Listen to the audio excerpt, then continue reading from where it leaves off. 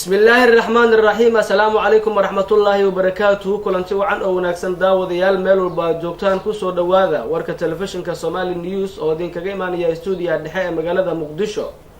وضبطت كده ودونتان ورك يجا وحاكمده مدحونها الصومالي الآن أحمد سيلايو أي حفيز كيسكو قابلي وفد كسعودة هايدا دي بي وورد أي حكومة هشيس كل شيء إن أي لو ركتو دكدا مجلة بربرة. madaxweynaha maamulka koonfur galbeed Soomaaliya Shariif Xasan Sheekh Aadan ayaa soo dhaweeyay go'aanka madaxweynaha Soomaaliya Xasan Sheekh Maxamuud uu ku qaatay doorashada dhawaan la filayo inay ka dhacdo dalka Soomaaliya.